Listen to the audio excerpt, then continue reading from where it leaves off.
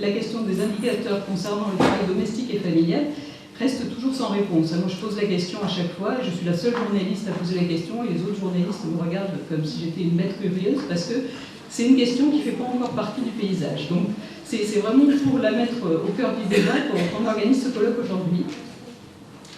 Et donc, on va essayer d'apporter des débuts de réponse aujourd'hui avec nos différents intervenants.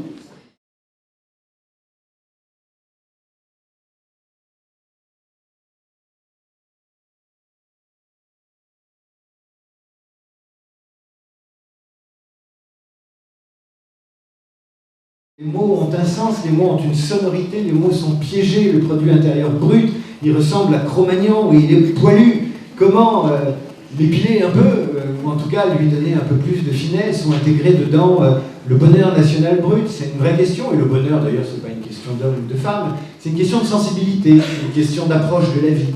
Donc on va, j'imagine, en parler avec nos invités. Je vais vous parler de comment on s'est mis à compter la participation des femmes au bien-être matériel du pays à travers la production domestique. Les services que les ménages produisent pour eux-mêmes ne sont pas comptés. Repasser son linge, tondre sa pelouse et garder ses enfants, ça, c'est pas compté comme une production dans notre produit intérieur brut.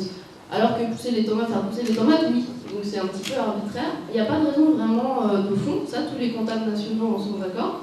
C'est plutôt, historiquement, c'était pas facile à compter. Et pourquoi c'est pas facile à compter? C'est aussi parce que, historiquement, les comptables nationaux sont des hommes et on n'a jamais vraiment fait l'effort de se mettre à compter tout ça. J'ai travaillé à un moment donné au Conseil général du Finistère, en tant que chargée de mission égalité femmes-hommes, et j'avais un peu une intuition, c'est que les aides sociales étaient plutôt pensées pour les femmes et les aides économiques pour les hommes.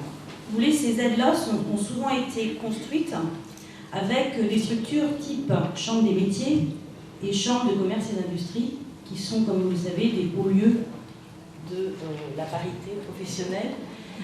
Voilà, Bah, pire que ça, c'est des hauts lieux de l'inertie, du réseautage et... dans tous les cas, ça reste très masculin en termes de... C'est pire que le Lions Club, quoi. Voilà. Il y a encore quelques mois, je me serais aventuré sur la question des valeurs, et notamment des valeurs féminines et valeurs masculines.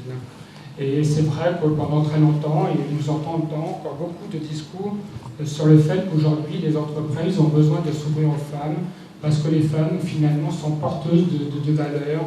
Et là, je reprends un peu dans ce qui est affiché, des valeurs d'écoute, de compromis. Elles vont privilégier l'intelligence économique. Et c'est vraiment vrai, ça? Ou c'est une légende urbaine?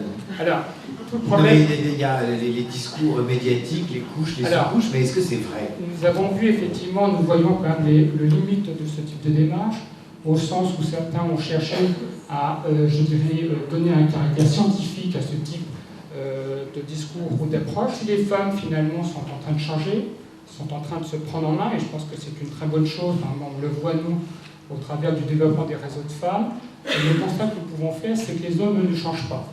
Tout ce qui ressort des analyses, c'est quand même, et je vais mettre les mots au clair, c'est quand même l'idée, non pas de problème culturel, comme il a été question souvent lorsqu'on analyse les discriminations hommes-femmes, la culture masculine doit évoluer, l'homme doit se faire psychologiquement à l'arrivée des femmes dans le milieu de l'économie, dans le milieu du travail, etc.